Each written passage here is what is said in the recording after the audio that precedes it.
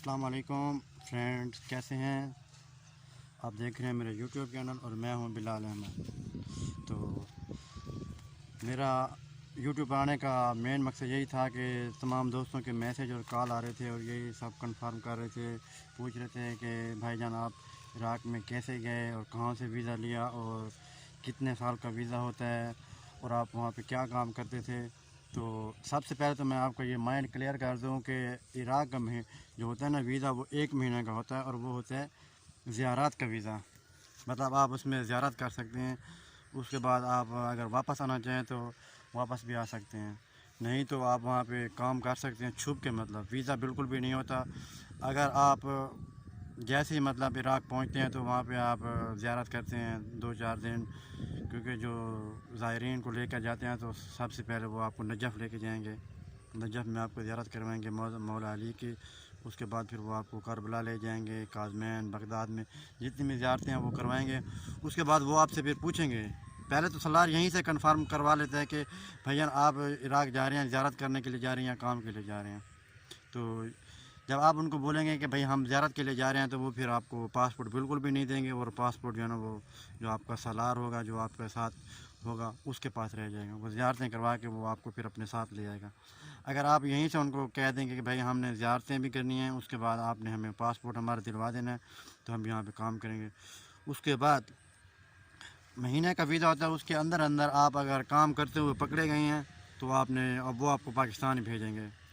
ہاں، اگر آپ کو لوکل پولیس والے پکڑ لیتے ہیں، جو جیسے ہمارے ہاں پاکستان میں تھانے والے ہوتے ہیں یا چوکی والے ہوتے ہیں، وہ اگر آپ کو پکڑ لیتے ہیں تو وہ تھوڑے بہت پیسے لے کر وہ چھوڑ دیتے ہیں بندے کو، ٹھیک ہے نا۔ اگر آپ کو اقامت سینٹر والے پکڑ لیتے ہیں تو وہ پھر آپ کو پاکستان بھیجیں گے، اس میں پھر آپ کو جرمانہ بھی لگتا ہے تھوڑا بہت، اور ٹکٹ بھی آپ کو اپنی طرف سے کروانی پڑتی ہے، پھر آپ کو پاکستان آنا پڑتا ہے۔ تو مزید معلومات جو ہے نا وہ ایسی ہے کہ سالار جو ہوتے ہیں نا، جو بڑے سالار ہیں، وہ تو لے کر جاتے ہیں جہاز پہ بائی ایئر، وہ پھر آپ سے پیسے بھی کچھ زیادہ لیں گے اور وہ آپ کو جو ہے نا ڈائریکٹ عراق میں پہنچا دیں گے۔ جو لوکل سالار ہوتے ہیں وہ بائی روڈ لے کے جاتے ہیں آپ کو پاکستان سے ایران سے پھر آگے عراق لے کے جاتے ہیں، وہ پھر پیسے تھوڑے لیتے ہیں لیکن وہ کافی دن لگ جاتے ہیں۔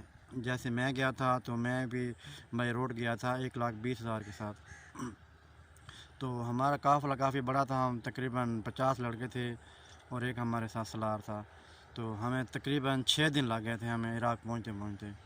ایک دن سٹے ہوتا تھا، ایک دن سفر کرتے تھے، ایک دن سٹے ایک دن سفر۔ تو تافتان بارڈر پہ بھی بیٹھے رہ گئے تھے، ادھر بھی 2 دن ہمیں لگ گئے تھے۔ اس کے بعد جب ہم ایران میں انٹر ہوئے تھے، ایران میں کچھ سفر بھی کیا تھا اور ہمارا سٹے بھی تھا، تو وہاں پہ بھی ہمارے تقریباً 3 دن لگ گئے تھے۔ ٹوٹل ہمارے 6 دن لگے تھے، ہم جو ہے نا عراق میں پہنچ گئے تھے۔ تو میرا تو مین مقصد یہی تھا کہ میں تو کام کے سلسلے میں جا رہا تھا، میں نے شروع میں زیارتیں بھی بالکل نہیں کی تھی، کیونکہ میرا جہاں پہ میں نے کام کرنا تھا، میں نے اپنے کزن سے بات کی ہوئی تھی، تو میرا ہوٹل جو ہے نا جیسے ہی میں نے عراق میں انٹر ہوا تو تقریباً گاڑی پہ آدھے گھنٹے کا سفر تھا، میرا ہوٹل آ گیا تھا مطلب عبداللہ، میں تو وہاں پہ چلا گیا تھا اور باقی لوگ جو ہے نا لڑکے بغداد چلے گئے تھے، کچھ نجف چلے گئے تھے۔ تو میں نے وہاں پہ تقریباً 3 مہینے کام کیا تھا۔ اس کے بعد مارچ میں کرونا آ گیا تھا تو ہمارا ہوٹل بند ہو گیا تھا، تو پھر 1 مہینہ ویسے ہم ہوٹل پہ بیٹھے رہے، تو مالکان نے کہا کہ بھی لاک ڈاؤن ختم ہو جائے گا، جیسے کام سٹارٹ ہوگا تو آپ نے یہاں پہ کام کر لینا ہے، لیکن ہم وہاں تقریباً 1.5 مہینہ بیٹھے رہ گئے۔ ہوٹل مالکان نے کہا بھی ہوٹل ہمارا جو ہے نا وہ ابھی نہیں کھل رہا، کرونا کی صورت حال بہت بگڑ چکی ہے، تو لہٰذا آپ جا سکتے ہیں۔ تو انہوں نے پھر میری سیلری بھی تھی ان کے بعد 2 مہینے کی، تو انہوں نے مجھے 1 مہینے کی سیلری بھی دی تھی، 1 مہینے کی انہوں نے رکھ لی کیا پھر دی نہیں تھی، انہوں نے کہا بھی کام نہیں تھا تو یہ تھا وہ تھا، ایسے ڈرامے بازی کرنے لگے۔ تو انہوں نے ہمیں پاسپورٹ دے دیا تھا، تو پھر ہم چلے گئے بغداد میں بھی کام کے حالات بہت زیادہ خراب تھے، لاک ڈاؤن تھا، کرونا کی وجہ سے بہت زیادہ سختی تھی، تو 1 مہینہ پھر ہم وہاں پہ بیٹھے رہ گئے۔ اس کے بعد جا کے پھر مجھے کام لگا، تو کام وہ تھا کہ ہم مرغی فارم پہ چلے گئے تھے۔ مرغی فارم پہ میں نے تقریباً 6-7 مہینے کام کیا، وہاں پہ بھی الحمدللہ پہلے تو بہت زیادہ پریشانی ہوئی تھی، کام بھی نہیں آتا تھا اور کام بھی بہت مشکل تھا، گرمی ہوتی تھی، لیکن الحمدللہ پھر سیٹ ہو گئے تھے۔ تو 6-7 مہینے وہاں پہ کام کیا، تو سردیاں آ گئی تھیں، سردیوں میں پھر مسئلہ ہو گیا تھا کہ سردیوں میں مرغی فارم بند ہو جاتے ہیں عراق میں، تو وہ فارم بھی بند ہو گیا۔ تو ہمیں پھر واپس پھر بغداد شہر آنا پڑا. پھر بغداد شہر میں پھر جیسے میں وہاں سے آیا تو پہلے دن ہی مجھے کام لگ گیا الحمدللہ. وہاں پہ میں نے 6-7 مہینے کام کیا, زبردست کام کیا.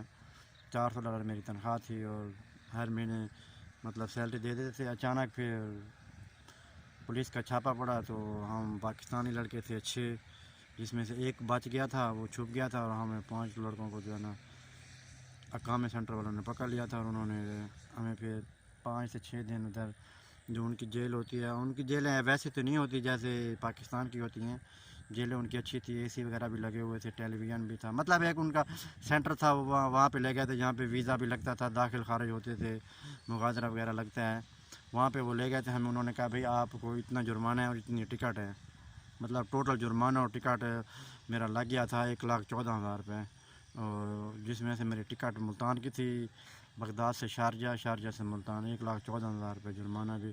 تو انہوں نے ہمیں 4 دن وہاں پہ رکھا, اور تھوڑے میرے پیسے بھی لیٹ ہو گئے تھے پاکستان میں, کیونکہ جمعہ ہفتے چھٹی ہوتی تھی, اور عراق میں 3 دن لاک ڈاؤن ہوتا تھا. تو اس وجہ سے پھر سوموار کو میرے پیسے وہاں پہ پہنچے, تو پھر میں نے ان کو پیسے دیے جو پاکستان ایمبیسی والے تھے. تو پھر انہوں نے میری ٹکٹ اور جو فائن میرا بھر کے انہوں نے پھر میری ٹکٹ کروا کے دی, اور وہی سینٹر والے پھر ہمیں ایئرپورٹ پہ آ کے چھوڑ گئے تھے.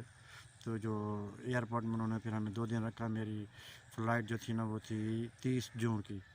30 جون کو ہم پھر وہاں سے روانہ ہوئے بغداد سے شارجہ. شارجہ میں پھر 12 گھنٹے کا اسٹے تھا. وہاں سے پھر ہم ملتان پہنچے. تو ملتان میں بھی آ کے بہت زیادہ مسئلہ تھا کرونا کا.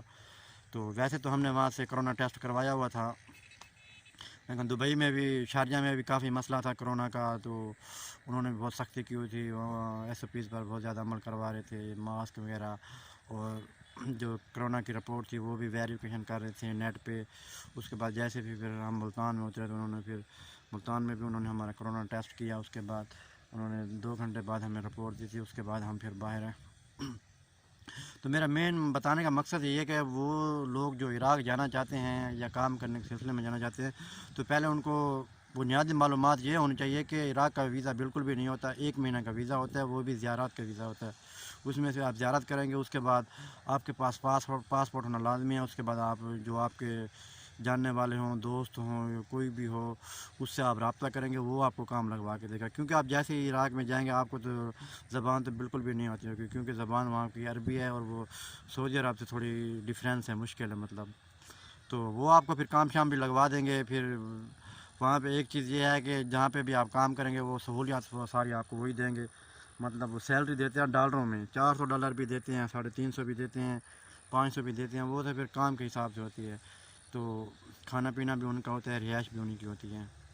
تو یہ ایک چیز ہے کہ وہ کام زیادہ لیتے ہیں, کام وہ تقریباً 12 سے 15 گھنٹے لیتے ہیں. کوئی ایسی جگہیں ہیں جہاں پہ بھی جو کفیل ہیں وہ اچھے ہیں, کام کم لیتے ہیں اور تنگ بھی کام کرتے ہیں. تو زیادہ تر عراق میں میرا تجربہ تو یہی ہے, میں نے تو جہاں پہ بھی کام کیا تو انہوں نے ڈیوٹی اتنی لیا ہے, 12 سے اوپر 13 گھنٹے, 14 گھنٹے, 15 گھنٹے. جو ہوٹل ہیں ان پہ ڈیوٹی کچھ زیادہ ہوتی ہے.